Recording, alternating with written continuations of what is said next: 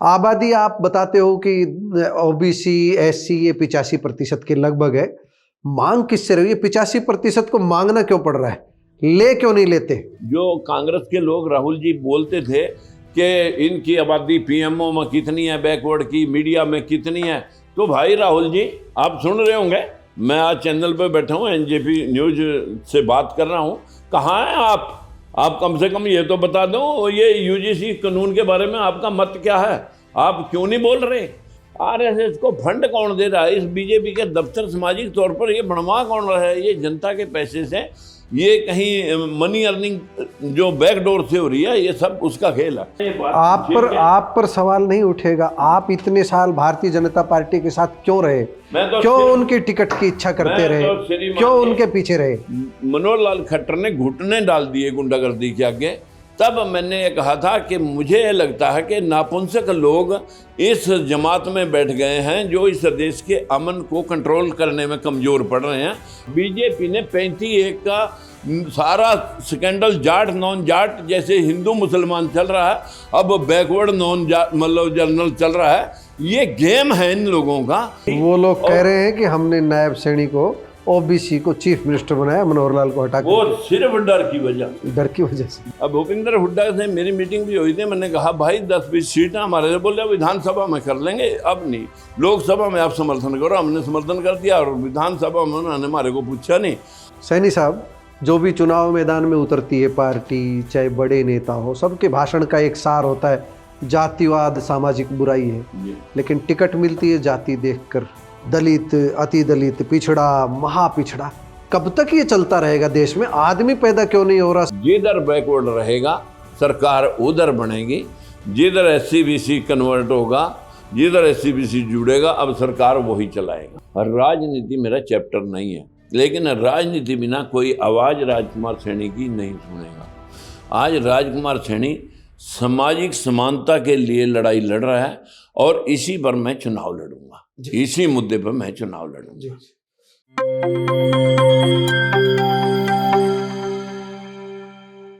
प्यारे दोस्तों, सादर अभिवादन। मैं हूं महेश कुमार वैद्य और आप देख रहे हैं एनजेपी हरियाणा। दोस्तों, आज हमारे साथ खास मेहमान हैं राजकुमार सैनी, पूर्व सांसद है, राष्ट्रीय लोकतांत्रिक सुरक्षा पार्टी के अध्यक्ष हैं। 19 फरवरी को इनका रेवाड़ी आना हुआ था, रेवाड़ी के कार्यक्रम के बारे में भी इनसे बात करेंगे। और आप जानते हैं कब कब किन किन मुद्दों पर इनकी जो वाणी से जो शब्द निकले उनको लेकर के काफ़ी विवाद भी हुआ है। विवादों का तो नेताओं का चोली दामन का साथ रहा है, चलते रहते हैं। तो असली बात यह है कि सार्थक बात करेंगे। आज आपसे हर विषय पर बात करेंगे, सब मुद्दों पर। सबसे पहले तो आपका एनजेपी स्टूडियो में स्वागत है राजकुमार जी। आपके एनजेपी स्टूडियो के सभी दर्शकों को मेरा प्यार भरा नमस्कार।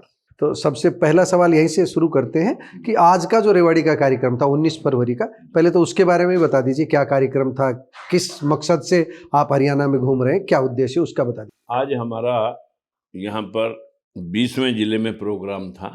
जो यूजीसी बिल आया है, इस बिल के समर्थन में हम सरकार से अपील करने के लिए आए कि जब आपने मेजें थपथपा करके बिल लाए हो तो आप इसे लागू करवाएं, हम आपका समर्थन करते हैं। तो एससी के साथ साथ जिसमें बीसी को जोड़ा गया है, ओबीसी को जोड़ा गया है। लेकिन जो जनरल कैटेगरी के लोग हैं वो इसका विरोध क्यों कर रहे हैं हमें पता नहीं। वो मिसगाइड करते हैं, मिसलीड कर रहे हैं जनता को कि इस बैकवर्ड के एससी को साथ लेकर के जो इस यूजीसी बिल के अंदर आपने बैकवर्ड को जोड़ा है, ये तो वही बात हो गई कि जैसे एससी एसटी वाले जो है ना, जो बिल का उसका कानून का दुरुपयोग होता है, तो इसका भी दुरुपयोग बैकवर्ड वाले हमारे बच्चों को केसों में फंसा देंगे, ये कर देंगे, वो कर देंगे। इस प्रकार का मिथ्या प्रचार स्टार्ट हुआ। 1956 के अंदर यूजीसी बिल आया था कि, लेकिन इस यूजीसी बिल के अंदर एक चीज उसी वक्त लिखी गई थी कि इसमें इक्विटी कमेटियां काम करेंगी और पैसा सरकार देगी। जो भी सिलेक्शन, प्रमोशन, ट्रांसफर, जो भी इसके अंदर यूनिवर्सिटियों के अंदर, कॉलेजेस के अंदर जो काम होगा वो इन कमेटियों के अधीनस्थ होगा, जो इक्विटी कमेटियां सिफारिश करेंगी। लेकिन बदकिस्मती देखिए, ये बात खुलती कब है, ना जनता को पता कि कानून में प्रावधान था, ना किसी और को पता। लेकिन इतना कन्फर्म हुआ कि जब ये 122 बच्चों का रोहित व मुल्ला की जो केस की सुनवाई चल रही थी, उसमें 122 बच्चों की और एक लिस्ट लगी हुई है जो बच्चों ने समय समय पर इन 70 सालों में सुसाइड किए। तो कोर्ट के संज्ञान में जब ये सारी बात आई और उस लिस्ट को देखा तो सुप्रीम कोर्ट के पूछने पर कि इतने बच्चों ने सुसाइड क्यों किया, तो जो पैरवाई केस की कर रहे थे वकीलों ने बताया कि जनाब ये बच्चे वो हैं जो मैक्सिमम एससी और बीसी के बच्चे हैं। इन बच्चों के साथ भेदभाव हुआ है कि जो रिटन टेस्ट है 400 नंबर का, किसी भी सिलेक्शन के अंदर, भर्ती के अंदर 400 नंबर का एक रिटन टेस्ट लेती है कोई भी डिपार्टमेंट या कोई भी यूनिवर्सिटी, उसमें इनके नंबर ज्यादा हैं रिटन पेपर में, और इंटरव्यू का जो 200 नंबर हैं उसमें जनरल कैटेगरी के लोगों ने अपने पैनल बना करके इन बच्चों को किसी को 10, 20, 25, 30 इस प्रकार नंबर दिए गए, निकाल दिए, और इनके आगे NFS नॉट फाउंड सुटेबल लिख करके, और जनरल कैटेगरी के उससे भी कम नंबरों वाले लोगों को, बच्चों को लगभग उनको जो है इन्होंने 140, 150, 120, 170 नंबर तक दे रखे हैं। उन लोगों को मेरिट बना दी, और इन बच्चों के साथ जो खिलवाड़ हुआ है इसी वजह से ये यूजीसी जो बिल है, मैं आपके सामने पढ़ कर भी सुनाऊंगा।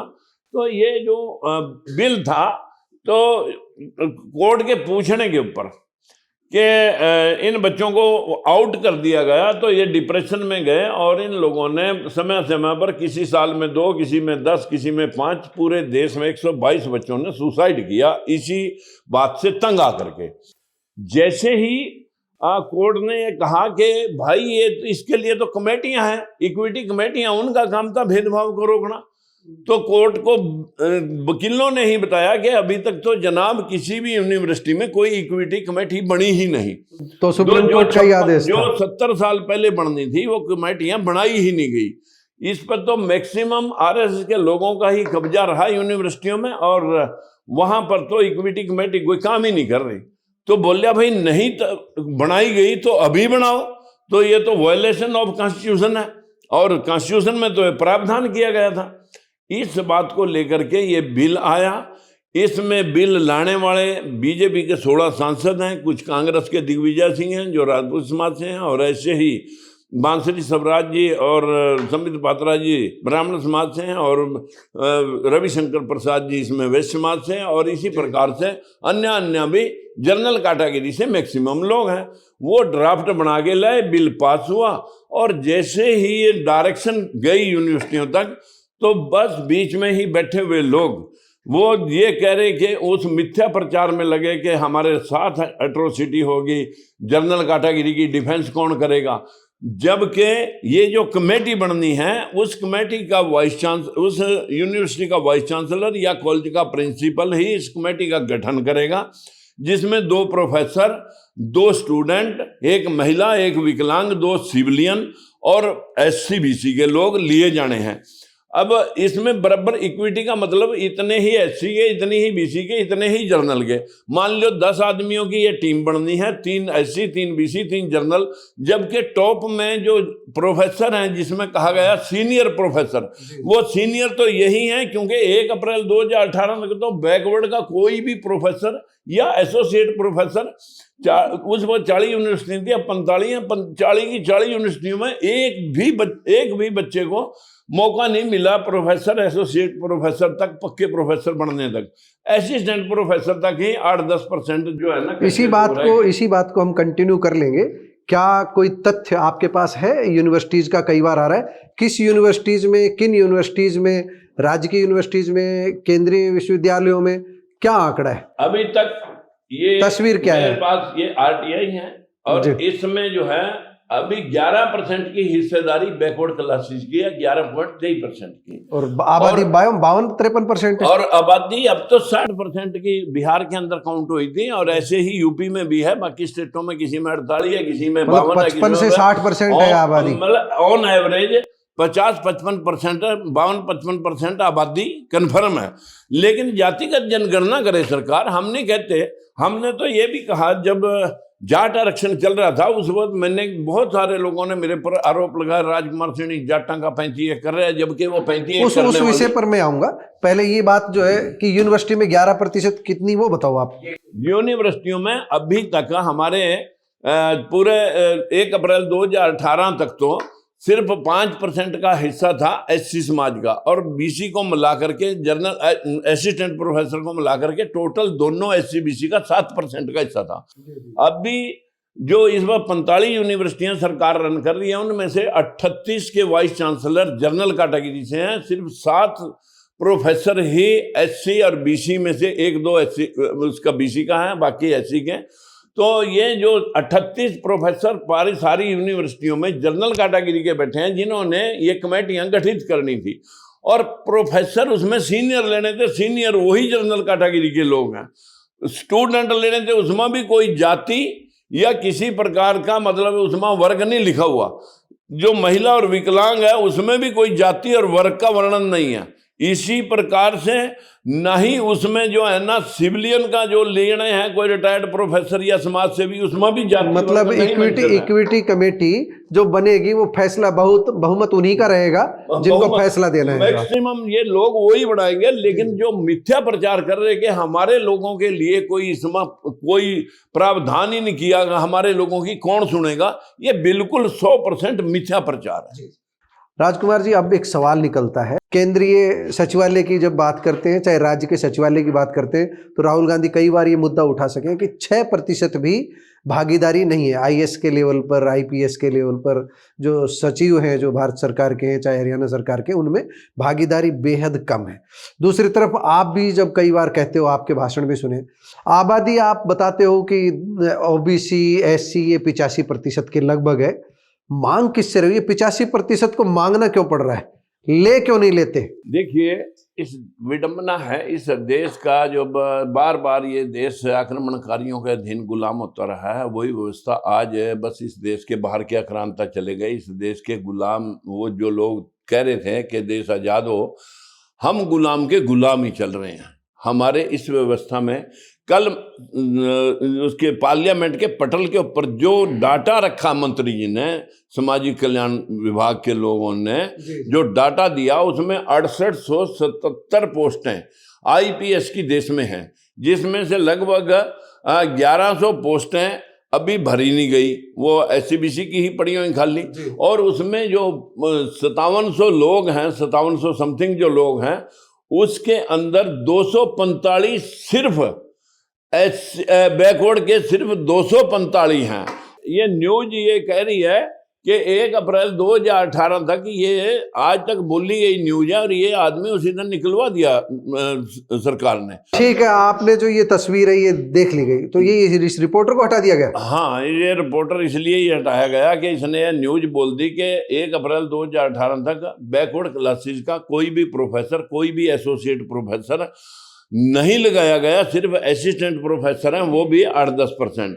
और 3,74,000 इस वीडियो में कि इस देश की ब्यूरोक्रेसी, मतलब इस देश के छोटे बड़े अफसरों को टोटल मिला करके 3,84,000 लोगों में सिर्फ 12% और 13%, किसी विभाग में 14% तक की हाजिरी है, जो टोटल बैकवर्ड के हिस्से का 27% रिजर्वेशन होने के उपरांत है। हम तो विद्वान राजकुमार सैनी से ये जानना चाह रहे हैं कि 85% लोगों को मांगना क्यों पड़ रहा है, जिनकी आबादी इतनी है, वो मांग क्यों रहे हैं, छीन क्यों नहीं लेते?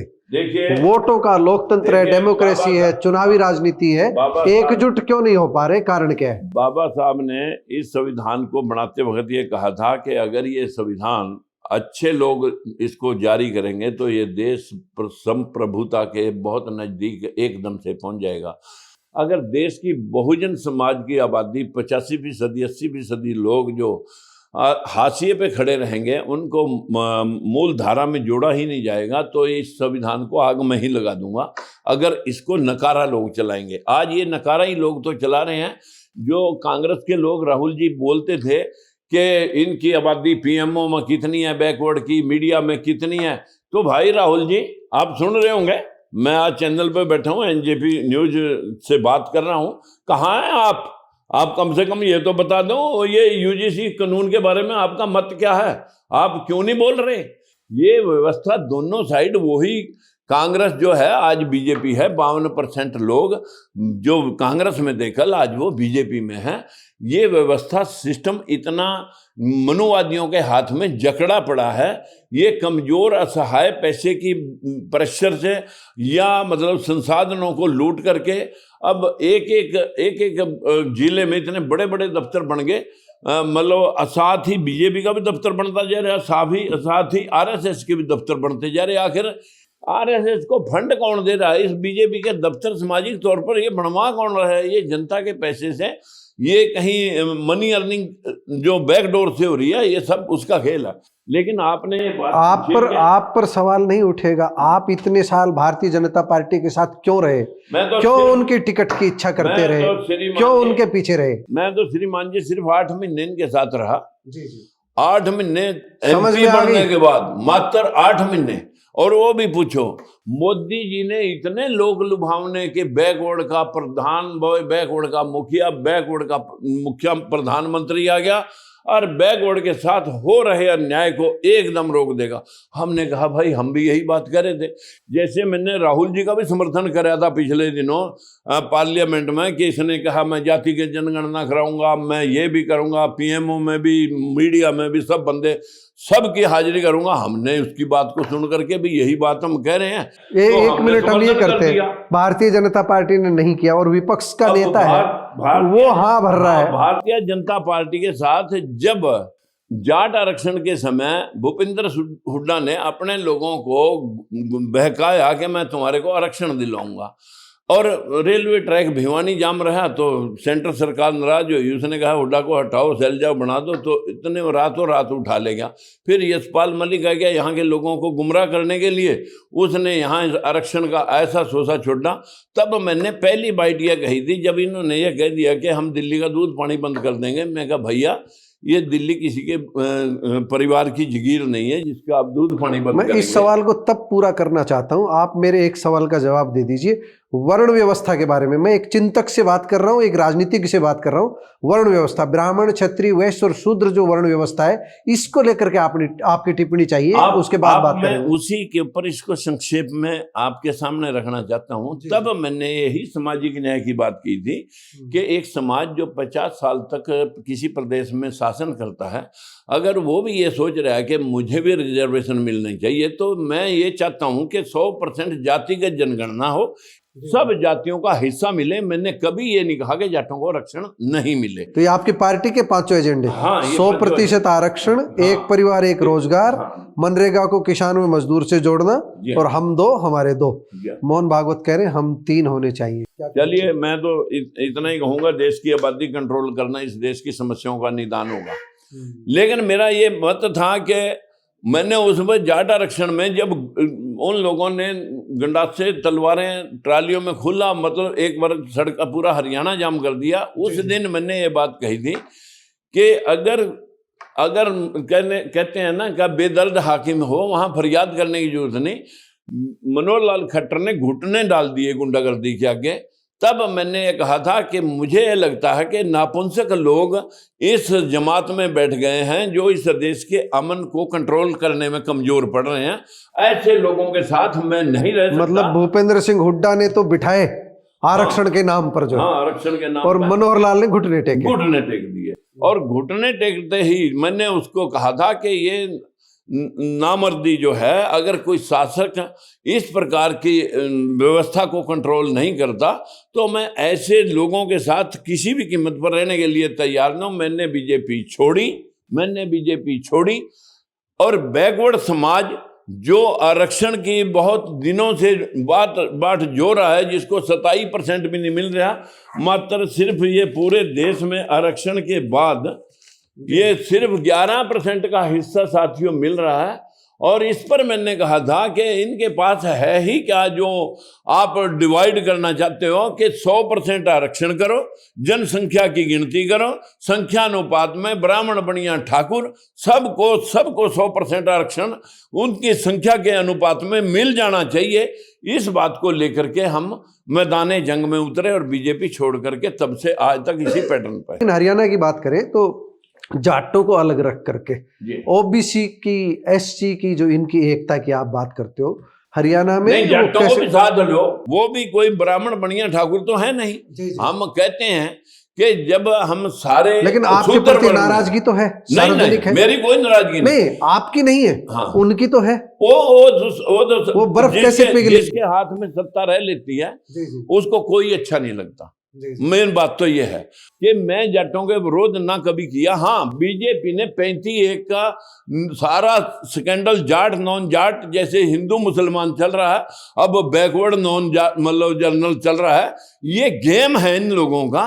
यही ये लोग सातिरता इनको यही सिखाई गई थी। जब देश की जंगे आजादी लड़ी जा रही थी तब गोलवलकर हेडगेवार ने यह बात कही थी कि अगर निचले तबके को हमारे बराबर लाना चाहते हैं अंग्रेज, तो इस भाव की आजादी हमें किसी भी रेशों में नहीं चाहिए। और वो लोग उनके एजेंडे के साथ जुड़ करके उनकी मुखबरी की। वो लोग कह रहे हैं कि हमने नायब सैनी को, ओबीसी को चीफ मिनिस्टर बनाया, मनोहर लाल को हटा। वो सिर्फ डर की वजह से कि मैंने जैसे ही 104 पार्टियों का समर्थन राहुल के उस मुद्दे के ऊपर समर्थन कर दिया कि जो कह रहे हैं मैं जाति की जनगणना करूंगा और सबका हिस्सा सुनिश्चित करूंगा, तो मैंने कहा यही बात हम कह रहे हैं, अलग अलग मंच से क्यों?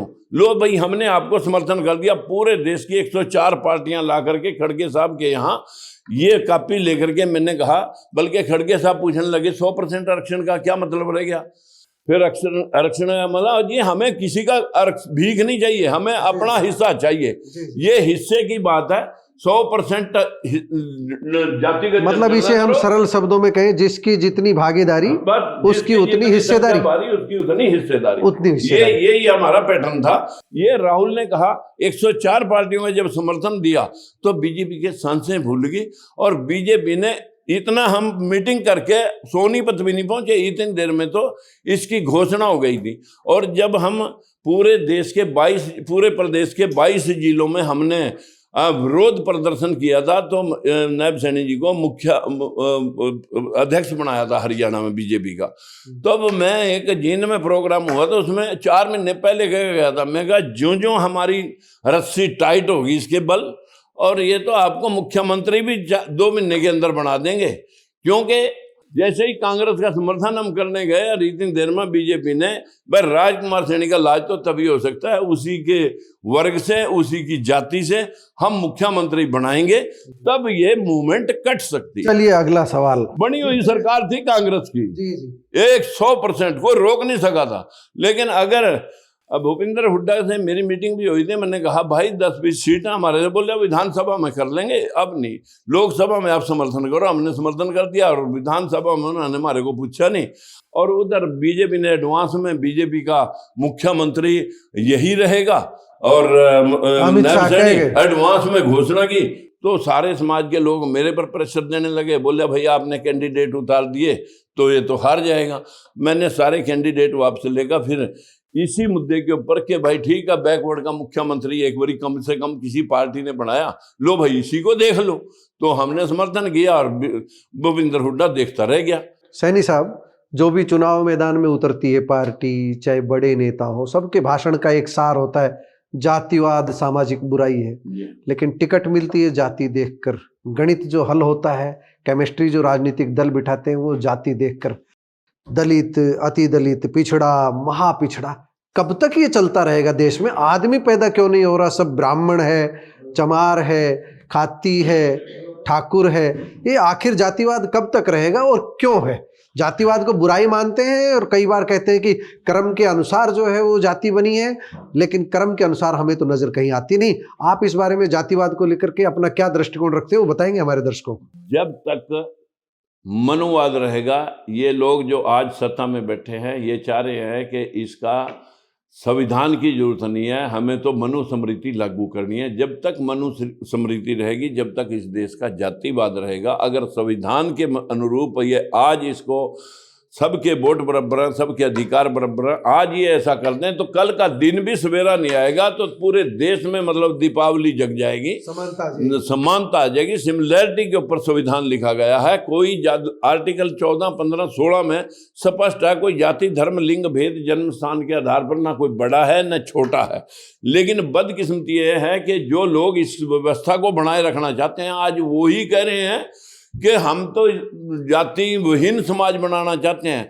हमारे जो अदालत में भी ये शब्द कोट किए गए हैं कि हम जाति को खत्म करना चाह रहे हैं। जाति तो खत्म अपने आप हो जाएगी जब सब जातियों की सुनिश्चित तुम कर दोगे।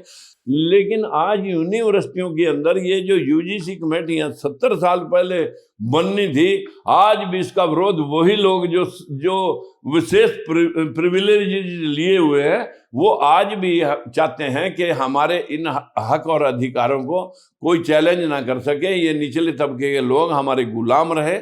यही व्यवस्था वो बनाए रखना चाहते हैं। नौटंकी करते हैं सिमिलैरिटी की, हिंदू बनाने की। आज इस यूजीसी बिल को दबाने के लिए पूरे देश में सब छोटे बड़े कस्बों में हिंदू सम्मेलन हो रहे हैं। मैं आपके चैनल एनजेपी के माध्यम से बताना चाहूँगा दर्शकों, तुम यहाँ के मूल निवासी हो, तुम हिंदू हो या मुसलमान हो, हम इस देश के मूल निवासी होने के नाते उन भाइयों से भी कहते हैं, अगर आप भी इस देश के मूल निवासी हो तो हम सबको बराबर कर दो। हम आपको हिंदू मुसलमान की जरूरत नहीं रहेगी, ये जाति विहीन समाज अपने आप हो जाएगा। लेकिन अगर आप अपनी श्रेष्ठता बनाए रखेंगे कि ये नीच है और ये मेरा गुलाम है, तब तक इस देश का जातिवाद ना कोई खत्म कर सकता है और ना इस देश में कभी संपन्नता आ सकती है। अच्छा, अंधविश्वास पर बात करते हैं। अभी गोहाना की अभी चर्चा भी हो रही थी। आपने कहा जो ब्राह्मण जो मुहूर्त निकालते, शुभ मुहूर्त, अभी आजकल मुझे ऐसा लगता है पिछले 10-20 साल से बहुत ज़्यादा अंधविश्वास बढ़ा है। सबसे बड़ी उपलब्धि अगर मेरे निगाह में है इस 20 साल की, तो उपलब्धि नहीं कहूँगा, सबसे बड़ा जो बुरा हो रहा है इस देश के साथ, जो वैज्ञानिक चित्त युवाओं में विकसित होना चाहिए था, उसकी जगह अंधविश्वास बढ़ रहा है। आप शुभ मुहूर्त पर एक टिप्पणी कर रहे थे, उसको कुछ लोगों ने उसका विरोध भी किया है। क्या थी वो टिप्पणी और किस संदर्भ में की गई थी, वो हमारे दर्शकों को बता दीजिए एक बार। मित्रों, जैसे मेरे जेब में ये आज भी 20 शादियां का एक मुहूर्त निकला हुआ है कल का। अब मैं किसके जाऊंगा और किसके नहीं जाऊंगा, ये मेरी एक मजबूरी है। इस पर मैंने उस दिन 10 शादियां मेरे हाथ में थी, तो मैं भाग दौड़ करके 5-6 शादियों तक ही रात के 11 बजे तक गया। तो मैं इसके ऊपर इस बात को क्लैरिफाई करने से पहले कहूँगा कि अमेरिका के अंदर एक पत्रकार ने किसी मनुवादी को पूछ लिया कि आपके खिलाफ कोई इतने रिस्ट्रिक्शन आपने निचले तबके पर लगा रखी है, बिल्ली भौंक गई, बिल्ली छींक गई, कुत्ता भौंक गया, आज दिन ये है वो है, और आपने रिस्ट्रिक्शन लगा रखी है कि आपके खिलाफ पीले रंग का, काले रंग का, ये आपके खिलाफ विद्रोह नहीं उठा देश में। तो इस पर उसी मनुवादी व्यवस्था के रोगी ने यह बात कही कि कौन करेगा हमारे खिलाफ विद्रोह। जो लोग अपने बच्चे पैदा करते हैं नाम नहीं रख सकते, जो लोग अपना धन कमा करके मकान बनाते हैं उसमें घुस नहीं सकते, जो लोग अपने बच्चे बच्चियों का वर खुद चुनते हैं उनके फेरे उनकी शादियां नहीं रचा सकते, जो लोग मर जाए कोई घर में उसको उठा के शमशान तक नहीं ले जा सकते, वो हमारे खिलाफ विद्रोह करेंगे। मित्रों, ये बैकवर्ड को समझ लेना चाहिए कि आप लोग अगर समझते हैं तो इन सब बातों को मैंने इसी बात पर यह कही थी कि भाई मित्रों, आप अगर मुहूर्त के चक्कर में, मकान बनाने के चक्कर में, शादियां करने के चक्कर में, बच्चे का नामकरण करने के चक्कर में अगर पत्रे दखवाओगे और पत्रों के मुताबिक भी बच्चा मर जाता है या कोई तलाक हो जाता है या कोई छूट छुड़ाव हो जाती है या कोई विकलांग या विधवा हो जाती है, तो फिर उस फेरे वाले व्यक्ति से पूछना चाहिए ना जिसने 5100-3100 लेके गुण मलाए थे। तो ये बात मैंने कही थी कि अगर कोई किसी को ठगता है, कोई किसी को गुमराह करता है, उस पे 420 बनती है। ये बात मैंने कही थी कि उनसे पूछो जा करके। फिर उन लोगों ने मतलब जो है ना इसका गुण दोष कैसे मिला करके ये पत्रा साधा था। और इस पर मैंने कहा था वशिष्ठ मुनि से बड़ा कोई पंडित नहीं, चाहे रामायण नकली है चाहे असली है। लेकिन अब तो प्रधानमंत्री भी कह रहे हैं हमारे के ये तो कहानियां हैं, तो मैं तो नहीं कह रहा, अल्लाह के सारी दुनिया कह रही है, हमारे देश का सुप्रीम कोर्ट कह रहा है कि उसका वशिष्ठ मुनि ने साहा निकाला था रामचंद्र और सीता का। वो सारी जिंदगी जंगलों में रहे, सारी जिंदगी प्रताड़ित रहे, सारे बच्चे मतलब गर्भावस्था में उसको घर से निकाल दिया।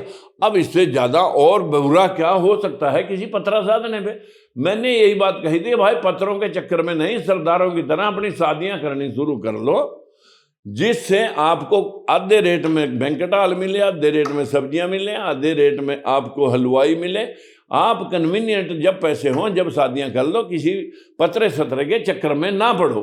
और इस पर फिर ये भी लोगों ने मेरे पर इतराज रहा कि आप ब्राह्मणों के खिलाफ हो। नहीं भाई नहीं, हर जाति में आज पाखंडी पैदा होने लग रहा है और बहुत सारे लोग हैं, लेकिन बहुत आए इन्हीं में है जो लोग को इस तरफ ले जा रहे हैं। कोई ब्राह्मण खेती कर रहा है, नौकरी कर रहा है, उद्योग धंधा चला रहा है, मेरा उससे कोई नहीं, वहां हमारा भाई है। जो इस देश का नाश करने पर लग रहा, इसको साइंटिफिक टेम्परामेंट को निपटा रहा है। ये जितने बाबे आगे आज पथरियां निकाल रहे हैं, ये ना तेल बता सक रहे इस धरती में कहाँ तेल है, कहाँ कोयला है, किस दिन आपके ऊपर पाकिस्तान युद्ध करेगा, कहाँ टेररिस्ट आपके बच्चों को मार जाएंगे, ये वो पथरियां नहीं निकाल पा रहे। ये सिर्फ इस समाज को गुमराह करके सिर्फ अपने हेलीकॉप्टरों में घूमने के, उद्योग धंधे बढ़ाने के और इस देश को मूर्ख बनाने के काम में लगे हुए हैं। इस देश में मानसिक रोगी पैदा हो जाएं और हम कहीं भी इस देश की उन्नति उन पड़ोसी देशों के जापान और चाइना रशिया के मुकाबले में खड़े ना हो सकें, इनका धंधा चलता रहे। अच्छा, मेरे पास एक डॉक्टर साहब आए थे यहाँ, मैं इंटरव्यू कर रहा था।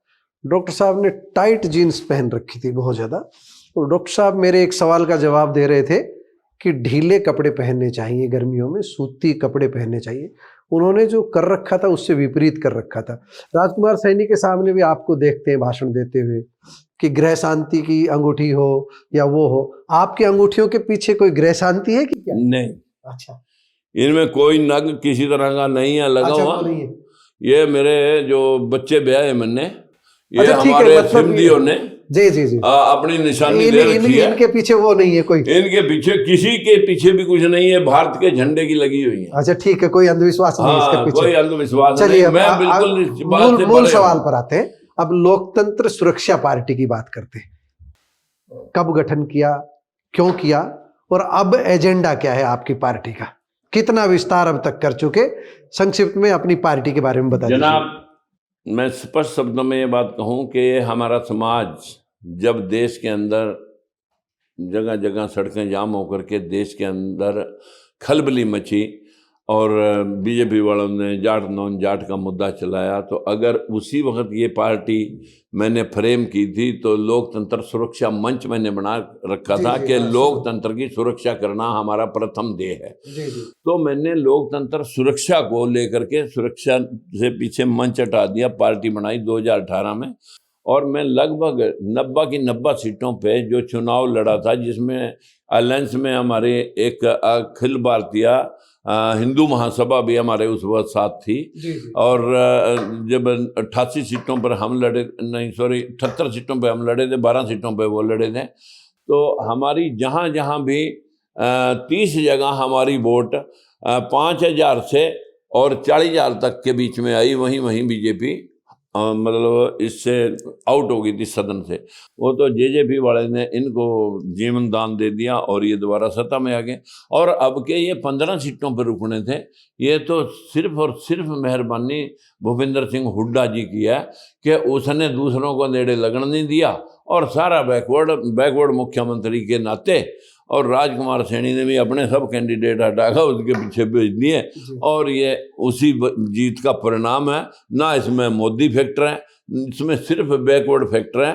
जिधर बैकवर्ड रहेगा सरकार उधर बनेगी, जिधर SC-BC कन्वर्ट होगा, जिधर SC-BC जुड़ेगा, अब सरकार वही चलाएंगे सरकार। तो ये भविष्य का एजेंडा अब क्या है लोकतंत्र सुरक्षा पार्टी? लोकतंत्र सुरक्षा पार्टी राजनीति जितना भी मेरा ध्येय है, मैं 4 बार सत्ता में गया हूँ। मैं बंसीलाल के साथ भी रहा, ओम प्रकाश चौटाला के साथ भी रहा, भजन लाल के साथ भी रहा और बीजेपी के साथ भी रहा। महज इत्तेफाक है, हर बार मुझे बीच में ये लोग छोड़ने पड़े इसी भेदभाव की वजह से।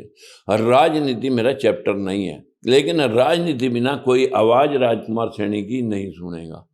आज राजकुमार सैनी सामाजिक समानता के लिए लड़ाई लड़ रहा है और इसी पर मैं चुनाव लड़ूंगा, इसी मुद्दे पर मैं चुनाव लड़ूंगा।